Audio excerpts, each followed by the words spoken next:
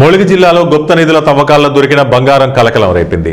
మంగపేట మండలానికి చెందిన కొందరు వ్యక్తులు ఇటీవల మహారాష్ట్రలోని ఓ మారుమూల గ్రామంలోని ఇంట్లో తవ్వకాలు చేసి బంగారు నాణేలు వెలికితీసినట్లు ఒక వీడియో వైరల్ గా మారింది.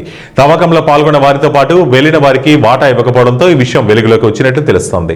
విషయం పోలీసులకు తెలియడంతో ములుగు జిల్లా ఎస్పీ డాక్టర్ శబరీష్ ఆధ్వర్యంలో విచారణ చేస్తున్నట్లు సమాచారం.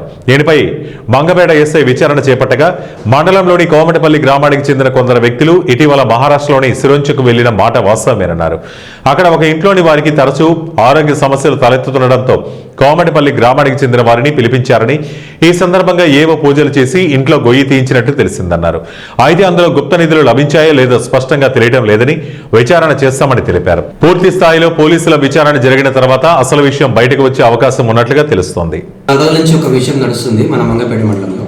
ఈ ఒక కోమటిపల్లి గ్రామానికి చెందిన ఒక 5 వ్యక్తులు ఈ సిరోంచా వెళ్ళి ఎవరు ఇంట్లో ఏదో కళలో వచ్చింది, దాన్ని తీయాలనే ఉద్దేశం, తోవి తీసుకోవాలనే ఉద్దేశంతో ఇద్దరు కలిసిపోయి అక్కడ తోవి ఒక పాట లాంటి కుండ లాంటి దాన్ని తీసుకొని వచ్చారనేది దాని మీద ఊర్లో పుకారు వస్తే మాకు ఒక 1 వీక్ బ్యాక్ వచ్చిన తర్వాత దాని మీద మనం పరిపూర్ణంగా ఎంక్వైరీ చేయడం జరిగిన తర్వాత దానికి సంబంధించి ఎంఆర్ఓ మన ఏటునగరం రొయ్యూరు సంబంధించిన ఫారెస్ట్లో పెట్టారని చెప్తే మనం మన ఏటునగర్ ఎంఆర్ఓ గారి రిక్వెస్ట్ పెట్టి దానితో సంబంధించిన వాళ్ళతో ఎవరైతే పోయారో వాళ్ళతోనే తవ్వించి తీస్తే ఆ కుండలో మొత్తం ఈ మనం భజన చేసుకునే బిల్లలు ఒకటాను, దానికి సంబంధించిన పాత ఇత్తడికి సంబంధించిన చిన్న చిన్న విగ్రహాలు ఒక 14-15 బయటపడ్డాయి ఆ సౌండ్తో.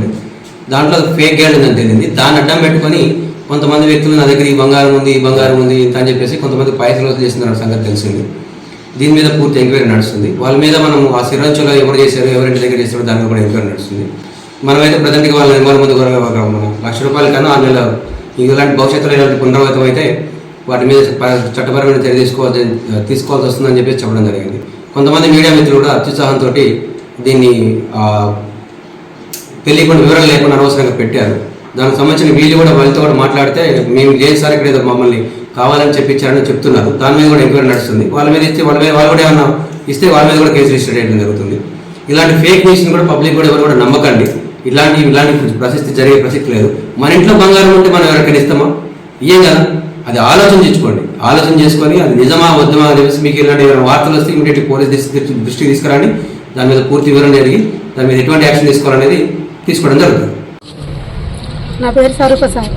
నా దగ్గరకు వచ్చిండు సార్. వచ్చి అక్క నాకు ఎవరికి చెప్పకు, నీకు ముచ్చట చెప్తా అన్నాడు సార్. అని అంటే నేను అన్నా కదా, ఏంటిదిరా చెప్పు అని నేను అన్నా. అనేసానంటే ఇగో నా దగ్గర ఇట్లా బిల్లలు ఉన్నాయి అక్క అని అన్నాడు. ఏం బిల్లలు రా అని నేను అన్నా. అని అంటే ఇట్లా బంగారం దొంకొచ్చిన వేరే కాడ దొంకొచ్చిన బిల్లలు ఉన్నాయి అనేది నాకు బంగారం కనపడుతుంది అక్క అని చెప్పిండు. బంగారం కనపడుతుంది అక్క అని చెప్తే నేను అన్నా, నేను నమ్మను రా, నాకు చూపిస్తేనే నేను నమ్ముతాను నేను అన్నా. అంటే సరే మా ఇంటికి రా అక్క మధ్యాహ్నం అని అన్నాడు. అంటే సరే అని నేను పోయినాక ఈ చేతిలో పెట్టుకున్నాడు. చూపించిండు 3 బిల్లలు. దాని మీద రాముడు లక్ష్మణుడు ఫోటోలు ఉన్నాయి, దేవుళ్ళే. చూపించినాక ఫోటో తీసినాక అరే సెల్లవు పెట్టవారా అని నేను అన్నా. సెల్లవు పెట్టవారా అని అంటే వద్దక్క మళ్ళీ ఏడ పబ్లిక్ చేయొద్దు అంటే నేను ఏడ చేయను రా, ఇది మా అక్క చూపిస్తా, మా అక్క డబ్బులు ఇస్తుంది అని అన్నా. అని అంటే సర్లే అన్నాడు. అంటే ఒక్కొక్కటి 13 తులాలు 23 తులాలు ఉన్నాయి అక్క, అన్ని డబ్బులు ఇస్తుందా మీ అక్క అన్నాడు. అయితే నేను అడిగి చూస్తారా అని నేను అన్నా. అనేసరంటే సర్లే అన్నాడు. సర్లే అని అన్నాక నేను ఇంటికి పోయినాక వచ్చి నేను మా ఆయనకు చెప్పిన. మా ఆయన చెప్తే ఇట్లా బంగారం కనపడుతుంది అట్నేవానికి బూర్సు దాకరు వీళ్ళందరూ కలిసి 2-3 సంవత్సరాల కంచి తిరుగుతారట, మనకు తెలియదు, వాడు వచ్చి ఇట్లా నాకు చెప్పిండు అని నేను చెప్పిన. చెప్తే నిజమేనా నువ్వు చూసినవా అంటే నేను చూసిన బావా అని నేను అన్నా. చూసిన బావా అని అన్నా. అంటే ఏడదోమకి వచ్చిందట అని అంటే అదేదో నాగరంకి లేదో ఊరు అన్నాడు. ఆ ఊరి పేరు నాకు రావట్లేదు, వాడిని అడిగితే చెప్తాడు. అయితే ఆ ఊర్లో అని అన్నాడు. అన్నాక సర్లే అని ఒప్పుకున్నాం. 2-3 రోజులకు మళ్ళీ వచ్చినాక అన్నాడు కదా, ఇగో సతీష్ గారి అవతల ఒకటి అది ఉన్నది, బంగారం ఉన్నది, నాకు రొయ్యూరు అని చెప్పిండు. ఏకమరాన్న వస్తావా బండి, వెళ్తేనో అందరం తల ఇంత పంచుకుందాం, లేకపోతే 20,000 ఇస్తా, కిరాయి 20,000 ఇస్తా అనేసి అని అన్నాడు.